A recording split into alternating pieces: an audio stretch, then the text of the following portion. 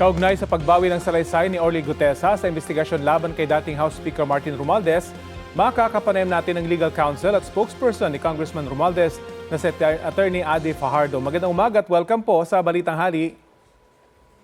Magandang umaga po at magandang umaga sa lahat ng taga-subaybay. Opo, kumusta po yung inyong kliyente ngayon, si dating House Speaker Romualdez, sa gitna po ng recantation ng mga akusasyon laban sa kanya?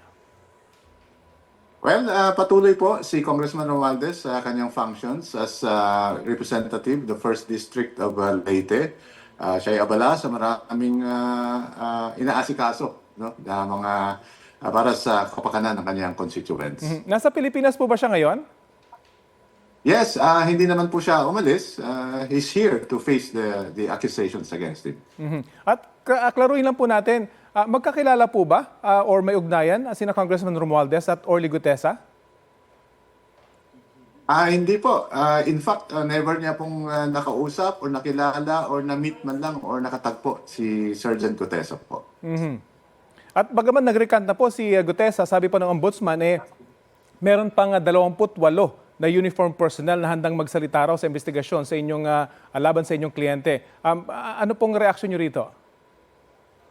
Hindi po namin kilala kung sino po itong sinasabing mga bagong testigo, no? Kasi tulad ninyo or tulad ng lahat, kahapon lang namin narinig na may ganito pang inahandang karagdagang ebidensya laban kay former Speaker Romualdez, no? Kami ay nagugulat at syempre ang aming reaction dito ay sasagutin namin kung sakaling makita namin yung salaysay nitong sinasabing 28 more witnesses, no? Pero syempre kailangan namin we have to take note na sa simpleng kaso po or sa ordinaryong kaso, pag-file ng complaint affidavit, normally nandun na lahat po ng ebidensya, no?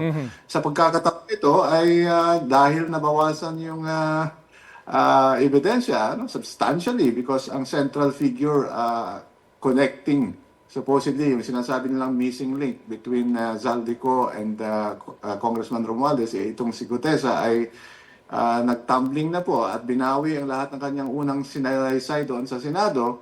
So talagang wala na pong ebidensya, no, linking Congressman Romualdez dito sa sinasabing flood control scam. So nagkulat kami na parang the prosecutors appear to be adjusting, no, ang nilalaman ng kanilang reklamo as the case goes along. Balak po ba ni Congressman Romualdez sa sampahan ng reklamo si Orly Gutesa? Dahil sabi nga niya, itusan lang siya ni na Marcoleta at sa dating Congressman Mike Defensor. Itong mga inaakusahang nag-impluensya kay Gutesa, kakasuhan din po ba ng kongresista? Well, frankly speaking po, hindi pa namin na pag-uusapan yan kasi nga nung isang araw lang po yan na sumambulat sa ating lahat, no? Kami ay hindi pa nakapaghanda tungkol dyan. Except that, syempre, we had to submit Gutesa's affidavit sa ombudsman para maisaalang-alang din nila itong recantation sa pag-desisyon po kung whether itutuloy ang kaso or i-dismiss against Congressman Romualdez. Ito pong mga recantation, inasahan na ng inyong kampo? Hindi po. Tulad ng lahat, kami ay pleasantly surprised na may mga ganitong pagbabaligtad.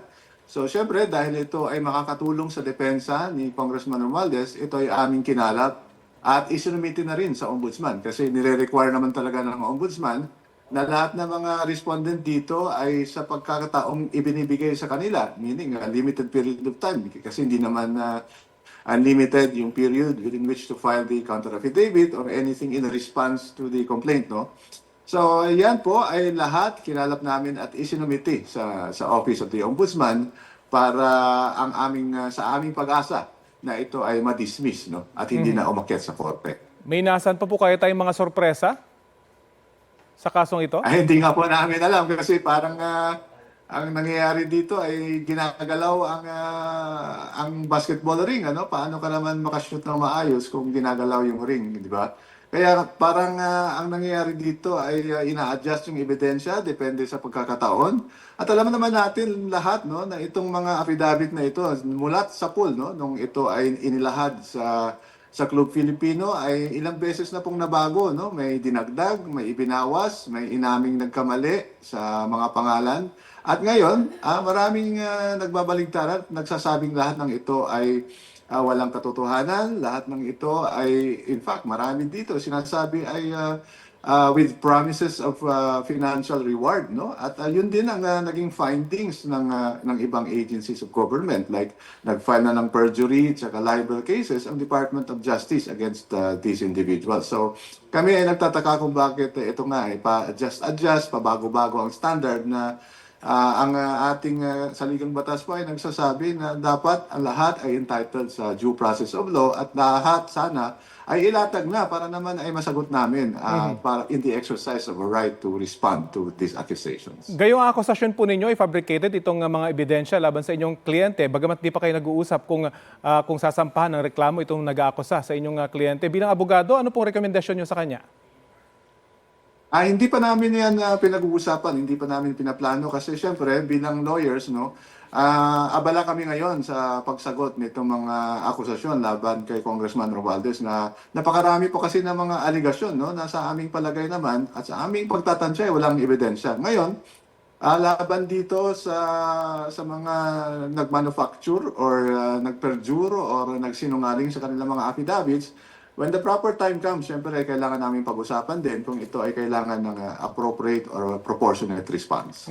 Sabi po ng Palasyo ng Malacanang, aware si Pangulong Bongbong Marcos sa recantation ni Orly Gutesa. Sa ngayon po, kumusta yung relasyon ng inyong kliyente sa kanyang pinsan? Pag-uusapan niyo ho ba ito? Ang alam ko po, okay naman ang kanilang relationship. Siyempre, sila ay magkakamag-anak at magkaibigan on top of being magkamag-anak. No? At alam naman ang lahat na ito ay sinama nga sa State of the Nation address ng ating Pangulo. Pero lahat ng ito, siyempre, ginalang ni Speaker Romualdez at lahat ng ito ay kanyang sinasagot sa karampatang forum. No? In this case, the Office of the Ombudsman. At lahat ay hindi tinatakasan, hindi tulad ng iba na tumakas, pumuslit. Ito po ay hinaharap ni Congressman Romualdez. Alinsunod na rin, no, sa SONA ng Pangulo. Okay, maraming salamat po sa oras na binahagi nyo sa Balitang Hali. Maraming salamat din po sa pagkakataon. Ayan po si Attorney Adi Fajardo, Legal Counsel at Spokesperson ni Congressman Romualdez.